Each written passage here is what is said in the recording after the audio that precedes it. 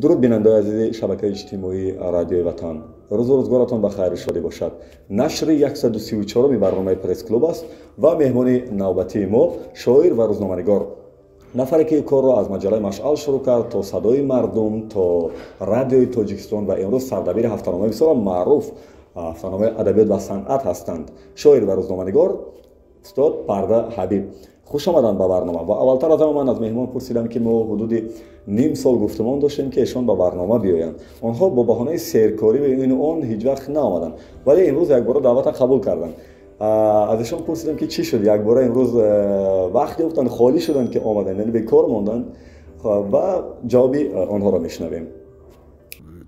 کار در اداره، در مثلا در روزنامه همیشه خیلی زیاد است. در اونجا لحظه های بیکاری یا که بیرون از کار فراغت بسیار کم است، چون که صدها مقاله، شاید در یک ماه تا 1000 مقاله باید خوانده شود، به چاپ آماده شود. برای همین بیکار شدن بسیار مشکل است. میان ایجادکارها همیشه یک حرف است که شخص ایجادکار همیشه عاشق باید بماند. فلسفه‌اش زیاد، عاشق به وطن، عاشق به گل، عاشق به طبیعت، به زندگی. ولی من رو کراست از استاد پرده حبیب پرسیدم که یعنی استاد هنوزم عاشق هستند و جواب آنها. البته عشق همیشه همراه انسان هست. اگر یک لحظه عشق انسان را ترک نماید و دیگر اون انسان واقعی نیست، چون که عشق واقعیت زندگی است. و برای همین من فکر میکنم که همیشه ما باید عاشق باشیم، عاشق بانوان خود، عاشق زندگی خود، عاشق فرزندان خود، عاشق دوستان خود باشیم. همیشه باید که در زندگی ما عشق حضور داشته باشد.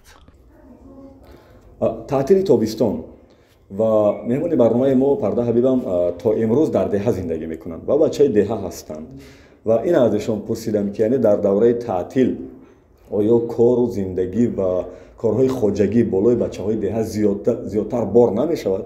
یعنی از طرف پدر و مادر و کاری زیادتی به ایشان فرموده نمی شود در سن و سال و جنسیت شاید به آنها یکم وزنین بیفتد این کارها؟ آنها رد میکنن. برای چی؟ و میگن باید باشد و این تربیه است. جوابشون را پر را گوش میکنیم. شاید این از اون لحاظ باشد که ضرورت همین چیز از جانب پدر و مادر اون باشد که فرزندان، بچه ها حتی در کارهای صحرا، در کارهای خواجگی هم همیشه همراهند. در صحرا از جای مثلا علف میارن یا که با یکون کاری دیگر مشغول میشوند، یکون چی بار میکشونن و همیشه اونها همیشه همراه هستند با بچه های همسایه، با مثلا رفیقشون و یک نوع ارتباط پیدا میکنن ضمن انجام همین کارها. و من فکر میکنم که از جهت تربیوی هم این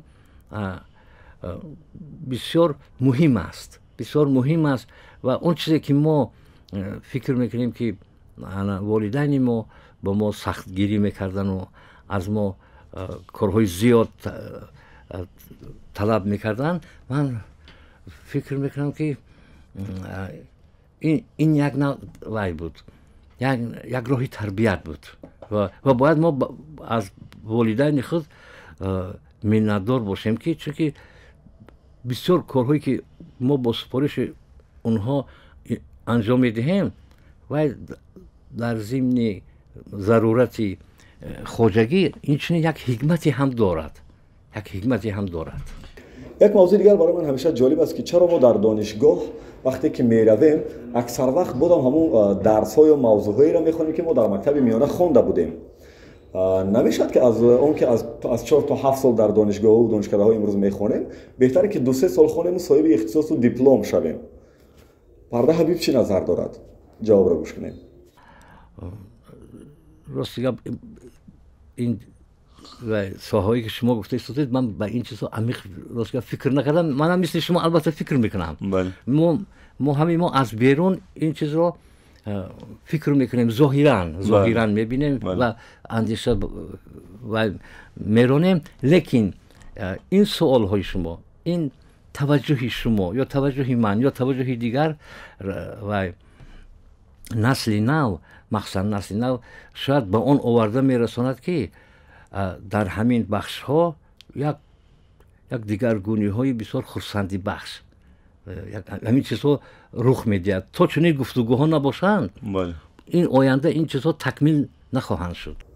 استاد پرده حبیب بعد از ختم دانشگاه آموزگاری در دهه‌شان برای 1 سال آموزگار شده کار کردند، ولی دوران شوروی آموزگار قدر و قیمتش خیلی بالا. چرا یک عمر آموزگار نماندند؟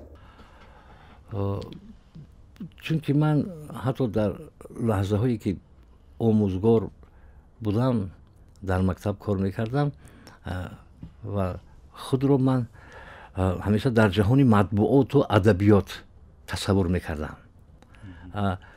ظاهرا در اون جهان بودم ولی باطناً در جهان ادبیات و معنویات و شاید فرهنگ و همین چیز به فکرم باعث گردید. دوره که آنها در مشعل کار میکردن میگن که خریدار خیلی زیاد بود، حتی تا این حد میگن ما آبونچی داشتیم که از طرف مقامات و حکومت میگه یعنی محدودیت جاری میشد برای که کاغذ نمیرسید. و امروز چی شد که ما دیگر مجله و روزنامه و هفته‌نامه نمیخونیم؟ اینترنت، تلفن، تلویزیون چی سبب شد که ما دیگر نمیخونیم؟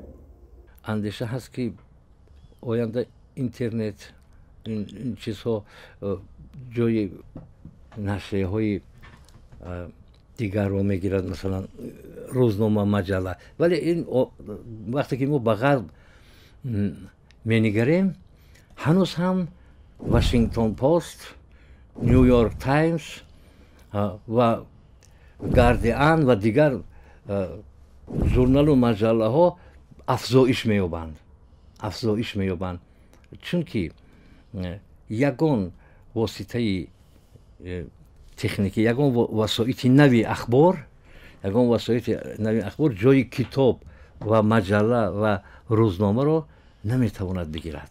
و برای منم یک موضوع بسیار جالب است که منم میخوام که خواننده ادبیات و صنعت باشم که ایشون پرده حبیب سرمحررش هستن. حالا میخوام که ادبیات و صنعت از شبکه‌های اجتماعی صحیفه‌اش پیدا کنم، اگر سامانه هم اقلا صحیفه‌اش در فیسبوک، اینستاگرام، در دیگر جاها و مطلب‌های بسیار جالبی که تحلیلی که در هفته‌نامه چاپ شد بعد از 1 هفته من از این شبکه‌های اجتماعی پیدا کرده خوانم.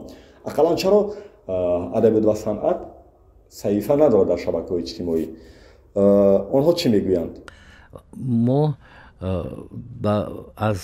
برای ترغیب مواد مطلب های خود از سایت اتفاق نویسنده ها استفاده میبریم. در اتفاق نویسنده ها سایت اتفاق نویسنده ها وجود دارد و اکثر مطلب های ما در اونجا هستند. در بسیاری از صحبت ها میگن که روزنامه‌نگارای سالهای 70 80 90 تربیت یافته ژورنالیستان با جسارت بودند و من این سوال از آنها کردم که استاد پرده حبیب بگن که چرا این همنسلان با جسارت شما ما روزنامه‌نگاران کم جسارت یا بی جسارت را به قول تربیت کردند؟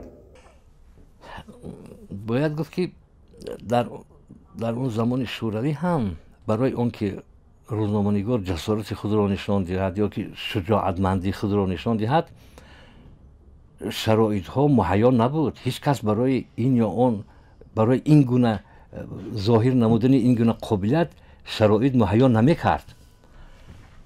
و خودی روزنامه‌نگاری با وجدان، ژورنالیستی قابلیتناک و صاحب یک مهارت و خودش برای خودش این راه را انتخاب میکرد و باز میکرد. حتی من فکر میکنم که شاید بسیار مسئولین روزنامه های همون زمان هم نمیخواستن که با یکان مقاله پرابلموی که این یا اون مشکلی را پیگیری میکند خاطر خود را مثلا مشوش سازند. نمیخواستن. شاید زندگی آرام همیشه و هر یک انسان خاص است که میخواد که زندگیش همیشه آرام باشد، فعالیتش آرام باشد. ولی چون در اون زمان، در این زمان هم новобаста аз шароит, новобаста аз имконоти техникӣ ё шояд имконоти пули молиявӣ ё гонорар, ҳамеша одамони боистеъдод, одамони қобилиятнок ҳамун вазифаи ҳамун рисолати инсониву касбии худро ҳатман иҷро мекунанд. дар журналистика аз эҳтиёт кор бигирем ё не? ман фикр мекунам ки аз андеша ва мулоҳиза кор гирифтан дар кор. ҳамин эҳтиёт аст дига. ин эҳтиёт асту, вале вай аст боз фарогиртар аст мулоҳиза ва андеша. яъне бояд рӯзноманигор коре кунад ки ҳатто онҳое ки муқобили онҳо ҳастанд, онҳое ки дар муқобили вай қарор доранд, ҳамонҳоам ба ҳамун ҳалли ҳамун мушкилот ҷалб кунад. аз душманони худ, аз миёни душманони худ дӯстон пайдо кунад. бояд устод Фарда Ҳабиб рӯзноманигор ҳастанд ё шоир? шоир. ва аз ишон хоҳиш мекунем ки дар фарҷоми суҳбат чанд мисра шеърашона қироат кунанд ба васфи ишқу ватан, ҳар чизе ки бошад. марамад. кардаи худро ба мо пайванду якдил, кардаи худро ба мо пайванду якдил, карда аз дилҳои мо эҷод як дил. кам нагардӣ чун туи имрӯз комил, як дили тому тавоно тоҷикистон, дар замиру дар дили мо тоҷикистон. чун зи ҳамдастӣ бигашти даст боло, пур зи дастовард бинмудӣ кафи мо. худ ниҳодӣ бар сари мо тоҷи тилло, сажда бинмоем ҳоло тоҷикистон, мо ба сар дар пеши ин по тоҷикистон. пур зи эҳсону нидои офаринат, осмонат рехт худро бар заминат, не ғамат бинему не умре ғаминат, панҷаат чолоку гиро тоҷикистон, кардаи худро ту барпо тоҷикистон. мешавад хуршед ворид аз дари ту, рӯзи нав чун ид ворид аз дари ту. мешавад умед ворид аз дари ту, рӯй орад пас ба дунё тоҷикистон, сар зи поин карда боло тоҷикистон.